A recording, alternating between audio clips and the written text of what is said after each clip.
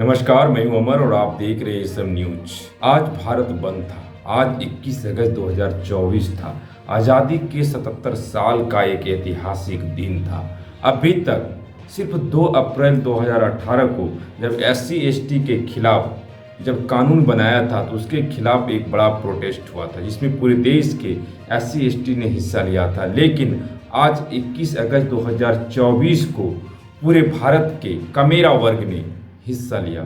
मतलब 90% लोगों ने हिस्सा लिया। गांव ग्राम से लेकर कस्बे से लेकर अनुमंडल से लेकर के जिला मुख्यालय से लेकर राजधानी तक बंद रहा। पूरी तरह से भारत सफल रहा और इसमें सभी बहुजन पार्टियों ने हिस्सा लिया। लेकिन इसका पूरा श्रेय अगर किसी को जाता है तो बसपा सुप्रीमो बहन कुमारी मायावती को जाता है, क्योंकि 1 अगस्त को 2024 को जब SC/ST में वर्गीकरण क्रीमी लेयर लगाने का फैसला सुप्रीम कोर्ट ने सुनाया था तो सभी लोग चुप थे। कोई सुप्रीम कोर्ट के सामने खड़ा होकर बोलने की किसी की हिम्मत नहीं थी। जब बसपा सुप्रीमो बहन कुमारी मायावती ने जब मोर्चा संभाला और सीना तान कर खड़ी हो गई तो सुप्रीम कोर्ट के सामने सभी को बोलने का हिम्मत हुआ और इस चलते सुप्रीम कोर्ट तो अपने काम करके निकल गए। लेकिन देश में सत्ता पक्ष और विपक्ष बैकफुट पर आने लगे तो भारतीय जनता पार्टी के दलित सांसद नरेंद्र मोदी से मिले, प्रधानमंत्री जी से मिले और उन्होंने आश्वासन दिया कि हम लागू नहीं करेंगे। लेकिन हरियाणा में इसको लागू कर दिया गया। लेकिन बहुजन नेताओं ने, बहुजन संगठनों ने भारत बंद का आह्वान किया और जब इसका मोर्चा बसपा सुप्रीमो बहन कुमारी मायावती जी ने संभाला तो पूरे देश में आग की तरह लोगों में आग धधक गई। और यही नहीं, इसके साथ सभी बहुजन नेताओं, बहुजन पार्टियों ने भी इसका समर्थन कर दिया।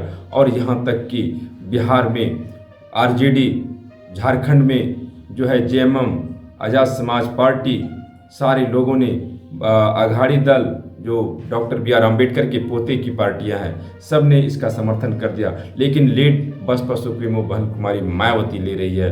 और जिस तरह से कि लेटरल एंट्री सिस्टम के सामने संसद को झुकना पड़ा और आज इस भारत बंद के सफल में सुप्रीम कोर्ट अकेले अलग थलग पड़ गए और इसके विरोध में सिर्फ कोई पार्टी रहा तो BJP रहा। बिहार में नीतीश कुमार ने बहुजन नेताओं पर, बहुजन कार्यकर्ताओं पर, SC/ST पर लाठी चलवा दिया। ये कहीं ठीक नहीं था। नीतीश कुमार को इसका खामियाजा भुगतना पड़ेगा।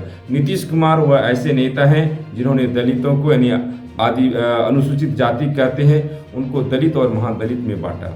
शुरुआत यहीं से हुई थी और आज स्थिति ये हो गई कि SC/ST के आरक्षण में भी बांटने का काम किया। नीतीश कुमार वैसे नेता हैं जिन्होंने OBC में EBC बांटने का काम किया।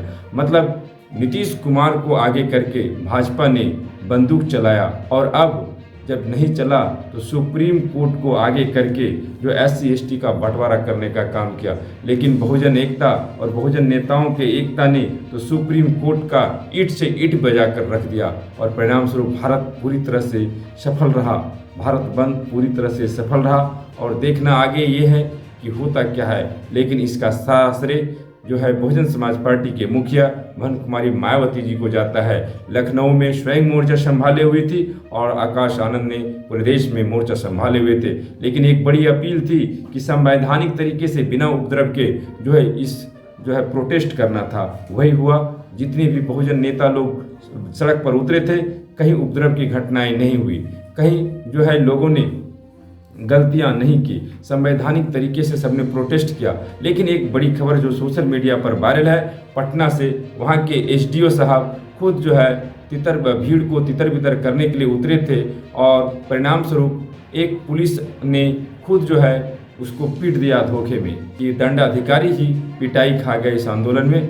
इसमें पब्लिक की कोई गलती नहीं है।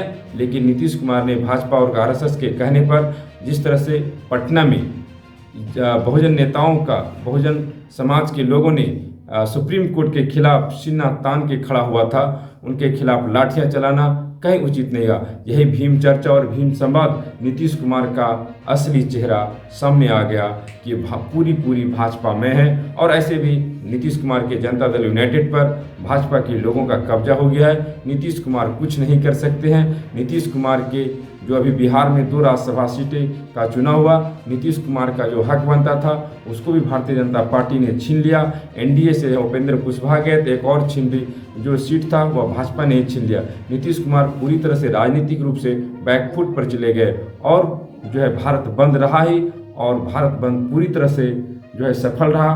पूरे देश के कोने कोने में भारत बंद का असर पड़ा। और यही नहीं, और सामने में केंद्र सरकार भारतीय जनता पार्टी अलग थलग पड़ गई और सुप्रीम कोर्ट भी अलग थलग पड़ गए। और ये आज़ादी के इतिहास में ये एक रिकॉर्ड कायम किया जाएगा कि सुप्रीम कोर्ट के खिलाफ इतना ऐतिहासिक बड़ा आंदोलन भारत में हुआ, इतने बड़े लोकतांत्रिक देश में, जो दुनिया के सबसे बड़ा लोकतांत्रिक देश है। आप देख रहे थे एसएम न्यूज।